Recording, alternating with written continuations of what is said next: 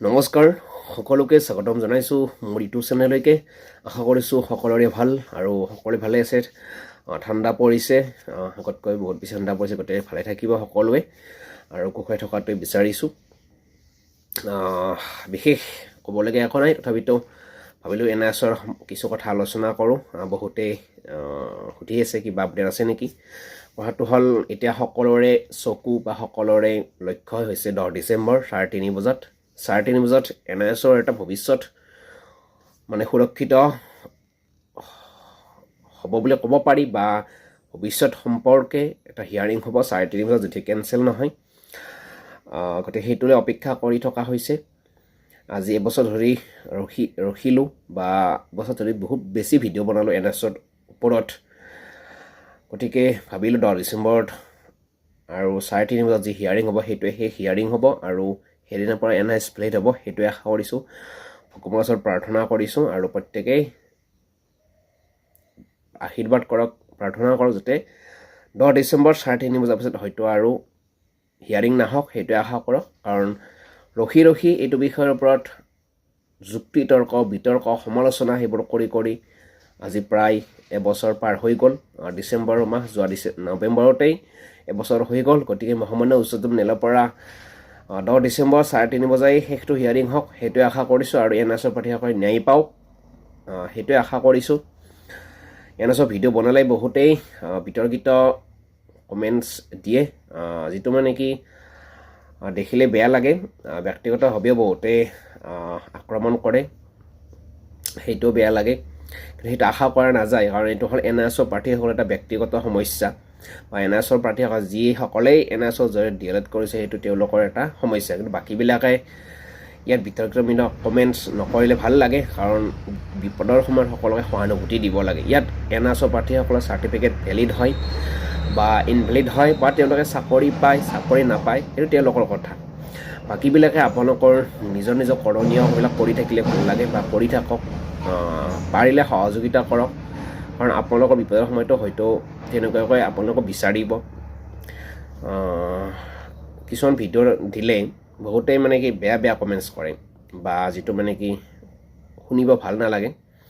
কিন্তু টিচাৰ হ'ব ওলোৱা ব্যক্তিয়ে কিন্তু সেনেকুৱা ধৰণৰ কমেণ্টছ দিলে শোভা নাপায় বা ভাল নেদেখি।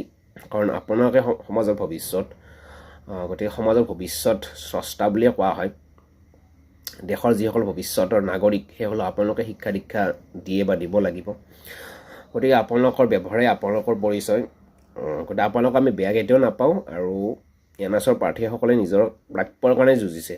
গতিকে আপোনালোকৰ সেইটো ভালো চাবলৈ আপোনালোকে সহায় কৰিব লাগে, আৰু সহায় কৰিব নোৱাৰিলেও আপোনালোকে একো কমেণ্টছ বেয়া কমেণ্টছ দিব নালাগে, যিটো দেখিলে NISৰ প্ৰাৰ্থীসকল হতাশ হয়।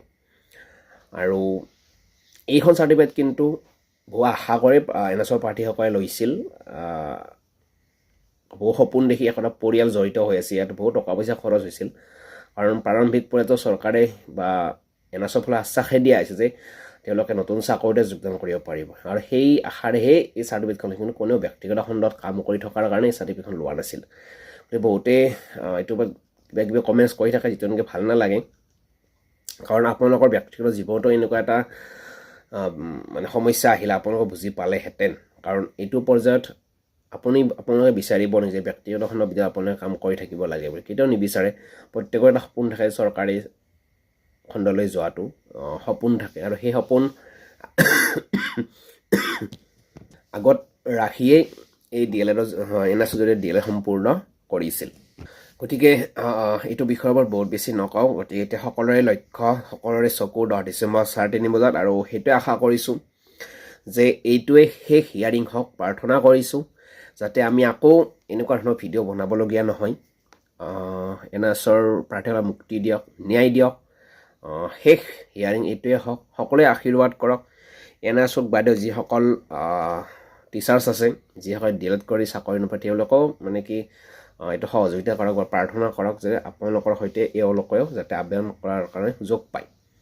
ভৱিষ্যতে আপোনালোকৰ কিবা অসুবিধা হ'লে নিশ্চয় আমাৰ চেনেলৰ তৰফৰ পৰা আপোনালোক সহযোগিতা কৰিম, বা NISৰ প্ৰাৰ্থীসকলেও আপোনালোক সহযোগিতা কৰিবলৈ আশাবাদী। কথাটো হ'ল যে আপোনালোকে অন্ততঃ বেয়া কমেণ্টছ নিদিব, সেইটো ৰিকুৱেষ্ট কৰোঁ। আৰু সহযোগিতা কৰক। আৰু এই কালি দিনটো আছে মাজতে 9 তাৰিখ অহা মঙলবাৰে 3:30 বজাত এনআইএছৰ ভৱিষ্যত নিৰূপণ হ'ব বুলি বা সুৰক্ষিত হ'ব বুলি আশাৰে আজি ভিডিঅ' সামৰি মাৰিছোঁ। সকলোৰে ভাল হওক আৰু সকলোৱে চাকৰি পাওক সেইটোৱে বিচাৰিছোঁ। প্ৰত্যেকে ইয়াত ৰেগুলাৰ ODL বা NS বুলি কোনো কথা নাই, প্ৰত্যেকে কষ্ট কৰি কিন্তু এটা চাৰ্টিফিকেট লয় বা এটা কোৰ্চ সম্পূৰ্ণ কৰে। গতিকে কষ্ট সকলোৰে জড়িত হৈ থাকে আৰু সকলোৱে কষ্টৰ সাৰ্থক হওক আৰু সকলোৱে চাকৰি পাওক সেইটো বিচাৰিছোঁ। আৰু এখন উন্নতমানৰ সমাজ, এখন ৰাজ্য বা আমাৰ অসমখন শিক্ষাৰ দিশত আমি বা আপোনালোকে আগবঢ়াই নিব লাগিব। আৰু তাৰে কাৰণেতো আপোনালোকে বা আমি DLED কৰোঁ বা BEd কৰোঁ, কৰি কিনে আমি শিক্ষকৰ সপোন দেখোঁ। আৰু শিক্ষকেই সমাজৰ স্ৰষ্টা। গতিকে এইখিনি কথা নিশ্চয় আপোনালোকেও জানে বা সকলোৱে বুজি পায়।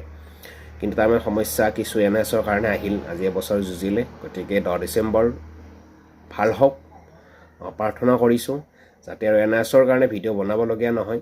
10 তাৰিখে এটা ভাল পজিটিভ ৰিজাল্ট হৈ NISক ভিডিঅ' এটা দিব পাৰোঁ, সেইটোৰে আশাৰে কাইলৈ অপেক্ষা কৰক, কালিৰ দিনটো অপেক্ষা কৰক। 10 ডিচেম্বৰ 3:30 বজাত গম পাম কি হয়, যাতে হিয়াৰিং আকৌ নহয় সেইটোৱে আশা কৰিছোঁ।